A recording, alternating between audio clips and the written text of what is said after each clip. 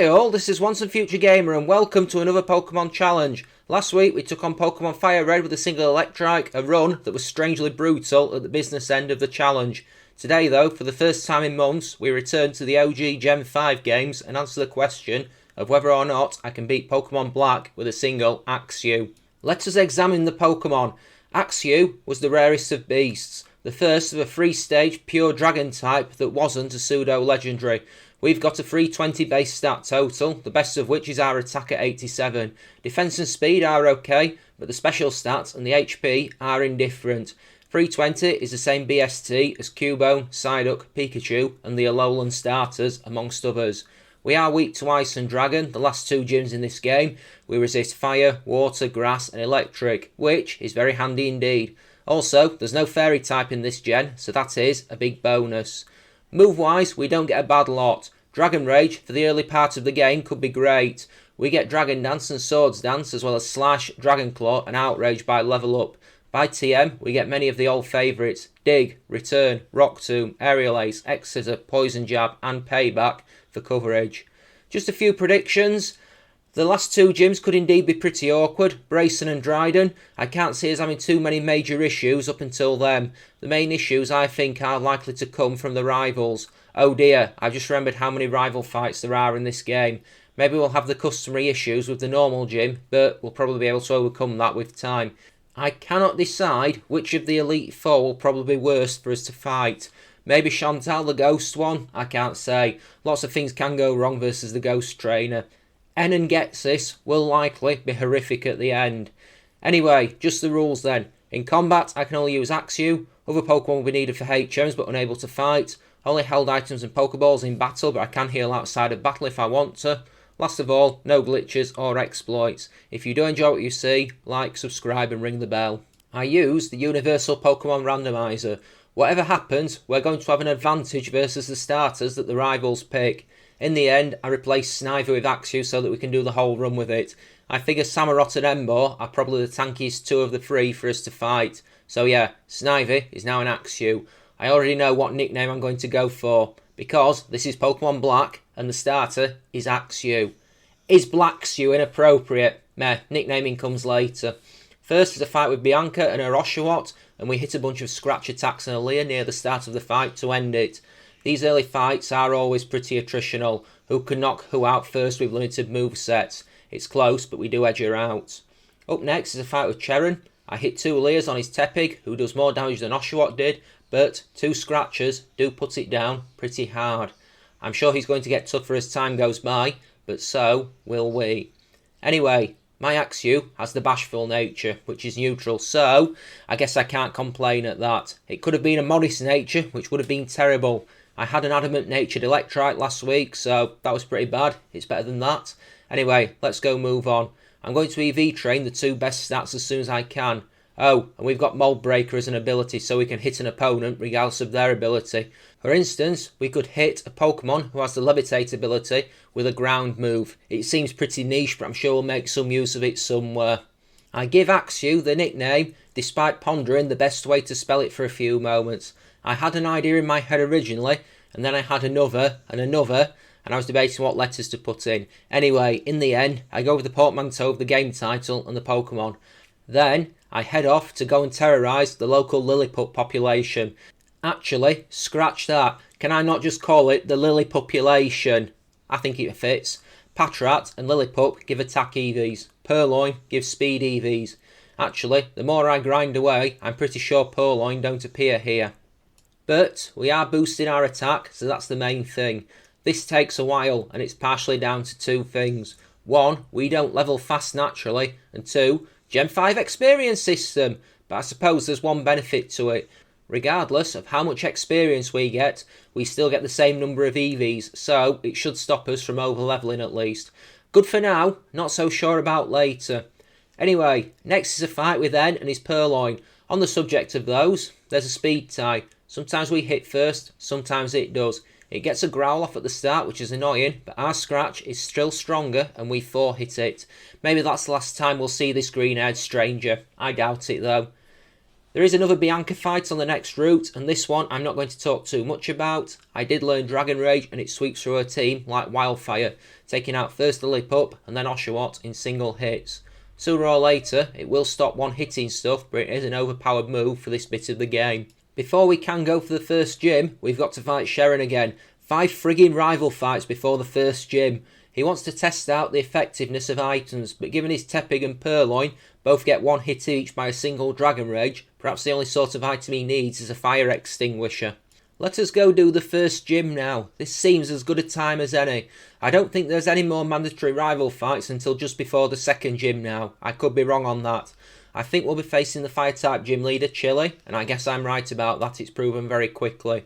None of them would be particularly awful. We've got a pretty good fixed damage move and we resist them. At least they did something interesting here. If this was Gen 6 through 8, I bet they'd have used the Elemental Monkey weak to your starter, the way the rival changed to get the starter weak to yours. Anyway, I'm rabbiting. It's a one-shot through the fight, with Dragon Rage, too much for Lillipup and Panseer. There is another rival fight soon after. Sharon pops up and figures we should be equally matched. Axew immediately sets out to disprove this by blasting his Tepig with Dragon Rage. Unfortunately, it just survives the move. I knew that move's usefulness wouldn't last forever. It only uses Odor's Sleuth though, and we finish it with Scratch before the Purloin is next, and immediately it gets blasted out of existence with Dragon Rage. I'd use Dual Chop if it didn't feel like it missed every other turn. Before we can go to Gym 2, we have another fight with N. Thick and fast is probably the best description for the rival fights in these games. Anyway, P-Dove comes out and quickly goes down to Dragon Rage. Timpole is next, and a crit Dual Chop is enough to take it down in 1 hit. Timber is probably the hardest of the 3. It survives Dragon Rage and hits a low kick for decent damage, but we finish it off quickly. Not so hard so far. Gym number 2 is the Lenora fight, and this is never easy. Her Watchog does have the capacity to mess you up. I doubt we'll be able to one-hit either of her Pokemon with Dragon Rage either. Plus, the Herdia has an Intimidate. This is probably the hardest fight of the early game. Just my opinion anyway. I am right to be worried. It takes 3 Dragon Rages to knock out Herdia, thanks to her healing it, and unfortunately, when it does land a blow, when it does use Takedown, it hits like a frigging train. We take a lot of damage from that one blow, but we do take it down. Watchog is faster than us, which is not good. It lands Hypnosis because, of course it does. My experience of using Hypnosis largely consists of it missing, and then Watchog finishes us off with Retaliate. I need to be able to be fast enough to outspeed Watchog. That much is certain. Buffing moves would be good, but Dragon Dance isn't until level 32 and Swords Dance not until level 46, so that is not an option now. I don't know which of those two will be better for us if I'm honest. Let's see if we can grind up a bit and then we'll try again. I do a painful grind to level 25 and then decide to make another try. I send in Axew against Herdia and go for Dual Chop. Even with the Intimidate, 2 hits should do a lot. It immediately crits and 1 hits it. Not so much Herdia as Murdia. I apologise profusely for the bad joke. Watchog comes out next, and this time we are faster. I go for Dual Chop again, and we do massive damage as the first chop crits. What are the chances? And the second one does too, knocking it out. Double what are the chances? Victory! Just while I take the walk over Sky Arrow Bridge, just a chance for a little reflection on these games. I do like Gen 5, you know, they're solid entries. No doubt they'll be remaking them in the next 5 years or so. I've got 3 Gen 5 challenges planned out for the next few months, so these should be good. Feel free to check them out when they go up. No doubt they'll be immensely frustrating. This is challenge 40. Number 50 is a special Gen 5 challenge, so again, watch out for it when it comes up. The Bug Gym is next, and this one shouldn't actually be that bad. I say that as a theory, but Berg's Levani always has the potential to be annoying. Very annoying as it happens. Probably the worst thing that could happen is that Axew gets hit with a Screech from Whirlipede. We get Berg to waste 2 Hyper Potions on it as we blast it over and over with Dragon Rage because I don't want to touch it and risk being poisoned by Poison Point. We take a Smackdown from Dwebble, which does decent damage, and we can't one-hit that either, thanks to Sturdy. Levani is faster and hits a crit Razor Leaf, which just ends us, so that wasn't a good fight, was it? I put a few more levels on and try again shortly after. This time goes a lot better. We face off against Whirlipede and get hit with Poison Tail rather than Screech, but at least there is no status affliction. I Dragon Rage it out of existence again and again and again, just purely to avoid the risk of Poison Point. Dwebble goes down to 2 Dragon Rages, but it hits a Sand attack, which I just know is going to be annoying. When Levani comes out, we are faster, but immediately we miss Dragon Claw, prompting us to get hit by Struggle Bug.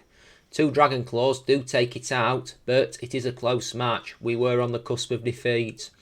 Next, we haven't had a Bianca fight for a bit, and that's what joy we have in store right now.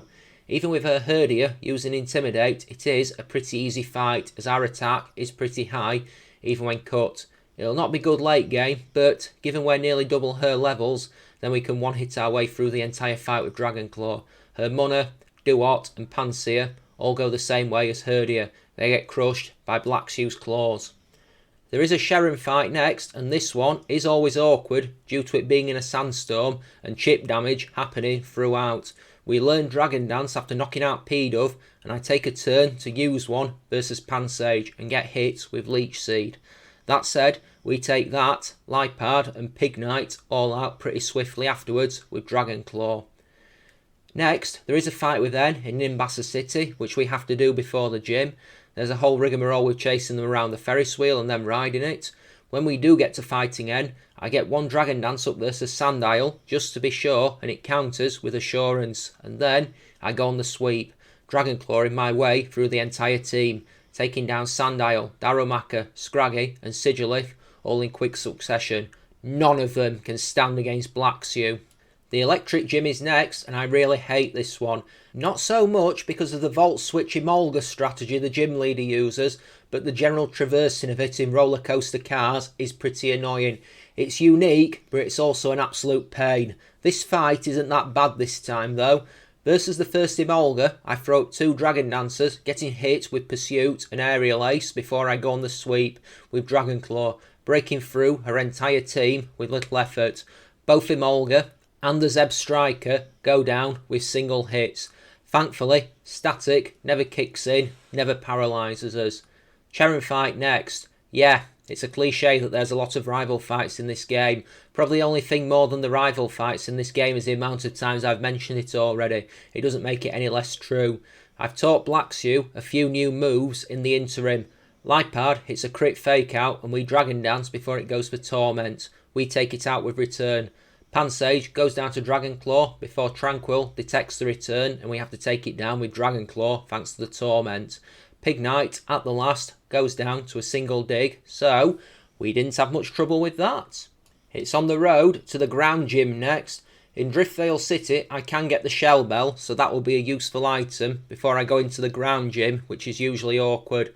Leftovers is post game I think in this game, which is quite unhelpful. Mind you, there's a little bit in the cold storage which we have to do before we can fight Clay. I do prefer the gym and its design in this game over how it is designed in the sequels for sure. It's pretty tedious in Black 2 and White 2 in my opinion. Here, it's descending platforms rather than conveyor belts. Mind you, it's a bit similar to the Steel Gym in Gen 4. Anyway, the Clay fight goes quite smoothly. I put 2 Dragon Dancers up versus Crocorock, getting hit with Bulldoze and Crunch. We tank those moves quite well. +2 in attack and +1 in speed, I go on the sweep, taking Crocorock down with Dragon Claw. Excadrill goes down to a probably unnecessary crit dig attack, and Palpitoad quickly goes down to another Dragon Claw. Clay normally can be tricky, especially with that Excadrill, so this was quite plain sailing. The next major fight is Bianca. We're still fresh off our victory over Clay, and so she doesn't pose much of a challenge. When her Herdia intimidates, I go for Dragon Dance and she counters with Work Up. That is actually pretty scary, so I one-hit it with Dragon Claw. I Dragon Claw Munna, but it survives and goes for Defense Curl. I anticipate a heal that quickly comes, and so, when she uses the Hyper Potion, I go for another Dragon Dance, and a little more powered up, I sweep through the rest of her team, with Munna, Pansear and Duot all going down to Dragon Claw. I'll probably keep this over Outrage. Outrage might be stronger, but it has more drawbacks. We've got Chargestone Cave next, there's a fight with N right at the end of it. This area isn't too bad, just plenty of repels needed because being attacked every few steps can quickly become tedious. The end fight happens and we get a Dragon Dance up versus Boldor before going on the sweep. Boldor hits a power gem before we take it out, and Joltik goes down to a Soul Dragon Claw. So far, so good. Ferroseed goes down to dig before Clink comes out and goes down the same way very quickly afterwards. Next up is the Flying Gym, and this is also less obnoxious than it is in Black 2 and White 2. Yay! No blowing fans. It's probably no less safer, but it's definitely not as annoying. I'm almost at the point where I need to decide between Dragon and Swords Dance as our move of choice. There are advantages to both if I'm honest. The speed boost is nice, but I'd be able to hit like a frigging train with Swords Dance, and it was a run saver a few weeks back when I did Pokemon Y with a single Farfetch'd.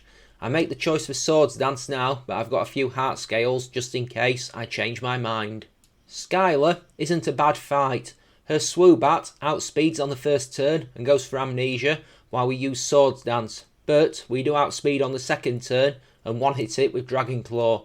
We do the same very quickly to Unpheasant, who goes down to Dragon Claw before Swanner, up last, takes the final Dragon Claw to the face and falls in the same way. 6 badges down. Next up, we have another fight with Sharon before we go into Twist Mountain. He starts with Unpheasant and I go for a quick Swords Dance before he goes for Taunt and Detect in quick succession. I smile grimly and take great satisfaction in crushing it with Dragon Claw. Pignite out next as a one-hit with Dig, missing a takedown while we're underground. Lipard hits a fake out, but we knock it out the next turn before Simisage comes out last and does about as well as the previous 3 did, going down in a single hit, meaning we beat him and move on. The Ice Gym is next, and I might replace Dig with Rock Tomb for this. It is not accurate in the slightest, but, mind you, we can probably brute force it. If we can get one Swords Dance up and survive one Ice move, Bryson probably won't be able to resist us. There is a gym trainer who beats us a bunch of times with a Cryogonal who outspeeds us and one hits us with Ice Beam when we're 20 levels higher, which is pretty annoying. The one time we do beat her, she goes to Reflect rather than Ice Beam, which is probably the only reason we win. This gym is going to suck, I can tell. Bryson actually goes better than expected. I don't dare power up versus Vanillish, going for a Dragon Claw that ends it. Versus Beartic, we get a crit that means we can one-hit it with Dragon Claw. I don't know if that would have been a one-hit otherwise. Cryogonal, we outspeed and end with Dragon Claw. I know that Bianca is up next, and that will be the final fight with her. Mind you, I misjudge how quickly that is. We have got to do all the Dragon Spiral Tower and Relic Castle stuff before we can get into the fight with her. That is soon out of the way, and we head for the fight with Bianca. I did actually forget to heal before the fight from fighting my way through Relic Castle, but it's not too bad. I get 2 Swords Dancers up versus Stoutland to alleviate the Intimidate, and then I wail on everything with Dragon Claw. It knocks Stoutland out in one hit, it crumples Samurott in a single hit, and then does the same very quickly to Mashana before Simisear is last and doesn't do any sort of better. You know that Simisear was once voted the worst Pokemon ever? Personally, I think that's a bit harsh. Anyway, before long, we hit Opelucid City and have the final gym fight versus Drayden. This is a Dragon-type gym and a double-edged sword. Sure, we can do super effective damage on them, but they can do the same to us. I hate this gym puzzle in this game. The sequel was actually better here. Anyway, when Drayden sends out Fracture, Axew's evolved form, I Swords Dance while he goes for Dragon Dance, and then I break him with Dragon Claw. And I do the same to Drudigan, who does some damage with the Rough Skin ability, but when Haxorus comes out, just kidding, Blackshew one hits it with Dragon Claw to take it down, and that gives us the final badge. Before we can go to the Pokemon League, there's a Sharon fight next. This goes very similar to the previous ones, with the Swords Dance versus Unpheasant being countered with a Taunt, and a Dragon Claw very quickly knocks it out of the sky. Embo goes down to dig, while Lipard next goes down to return, hitting a blow that does decent damage though. Simisage goes down quickly after. Bar one notable exception, that's pretty much the last rival fight of the game. After that, I make my way through Victory Road, and as I stand at the Pokemon League, here are our stats at level 68. Okay, so the attack is outstanding.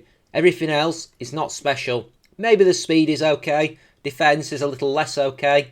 That special defense is terrifying. I don't think I'll do this at this level, but if you disagree, then feel free to comment away now.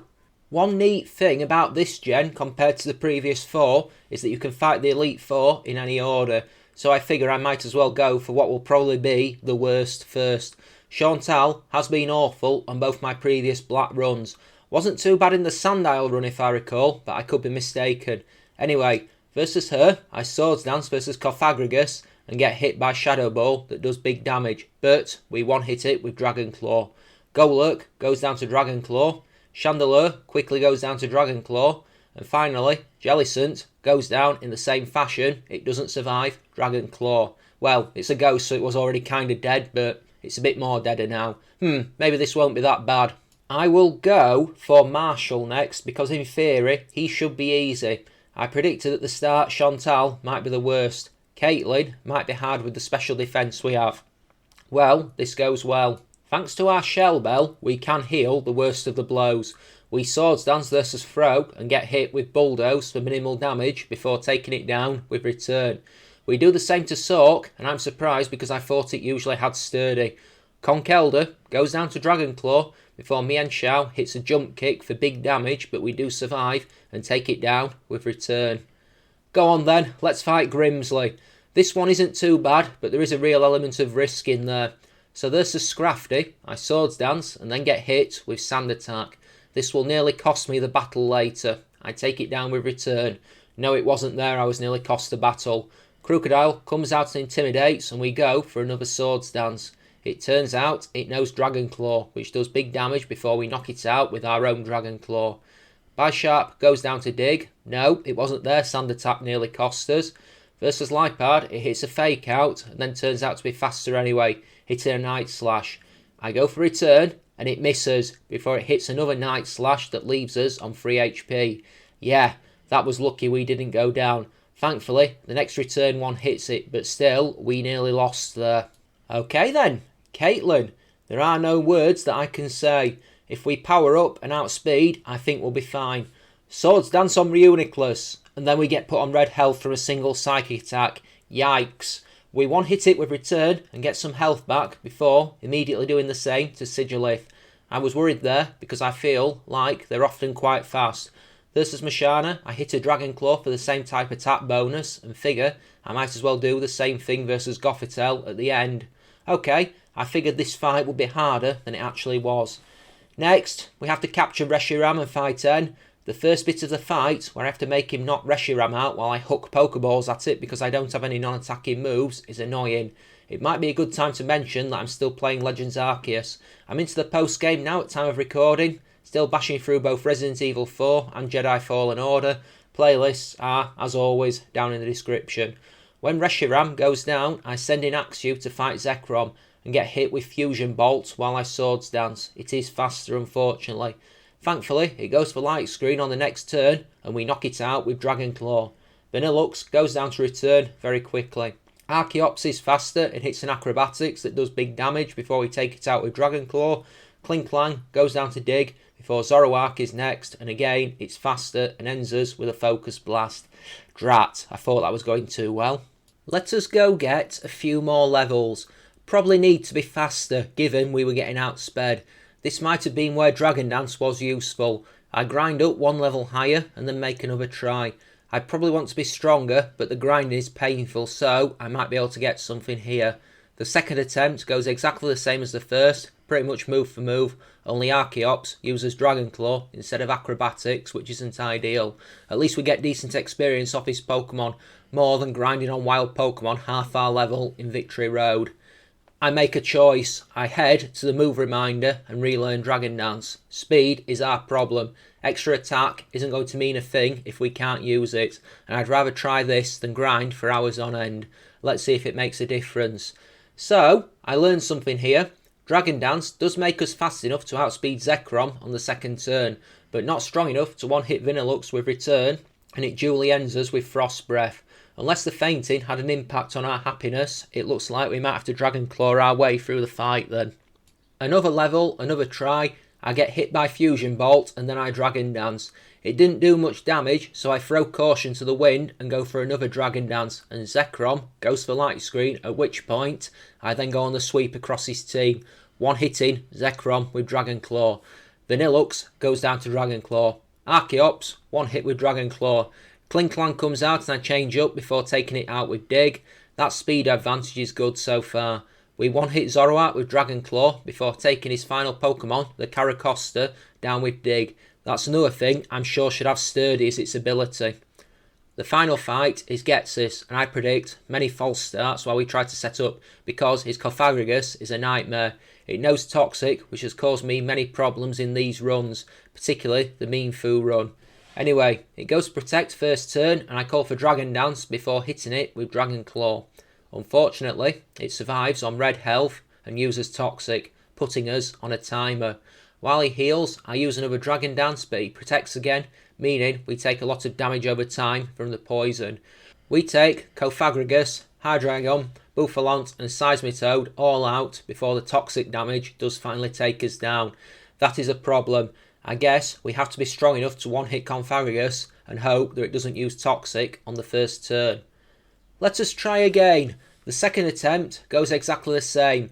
We're just not quite strong enough to one-hit the Cofagrigus with Dragon Claw after one Dragon Dance. I've got a few options.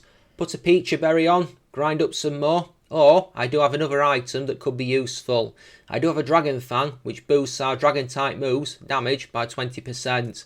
That would probably be incredibly useful. Everything he has, bar Bisharp, takes neutral damage from Dragon-type at least. Let's give this a go. And we very quickly realise that doesn't work as a strategy. We're still not quite strong enough to one-hit it, even with the Dragon Fang on. Plus, it goes to Toxic first this time and Protect the second turn.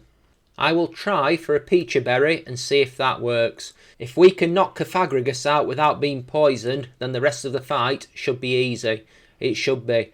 I make an attempt where we Dragon Dance on the first turn, we get poisoned on the first turn, and then we heal with the berry and try to Dragon Claw on the second, only for him to Protect on the second turn and Toxic on the third. That means we can't win, but I wonder if he'll do that again. This time, that first lot of exchange goes exactly the same. He Toxics and Protects. I Dragon Dance, heal the Toxic with the Peachy Berry and Dragon Dance again. We're +2 in attack and speed and not poisoned. I one-hit Cofagrigus with Dragon Claw and then do the same to Hydreigon and to Buffalant. Seismitoad, out next, also gets one hit with Dragon Claw before Bisharp comes out and I change my tactics to take it down with a Dig. So far, so good. We lost our Mold Breaker ability versus Cofagrigus, which means we can hit a Pokemon with Levitate like Electros with a ground move like Dig. The one time in that game, that ability is going to be useful. Holy crap, I've just realised why Sturdy didn't come into effect in so many battles. Scratch that last comment. Mold Breaker turned out to be an incredible ability. I digress. We end Electros with Dragon Claw and win the run. Well, that was pleasant. Bar N and Getsis being awkward, I think that was a pretty smooth run throughout. I hope you enjoyed. I do like the Axew line, as I said previously. It's nice not to have to grind up to level 100 for once. And as a bonus, it didn't take ages. The next Pokemon Black challenge I do might well be more awful, but that's not for another 6 weeks or so.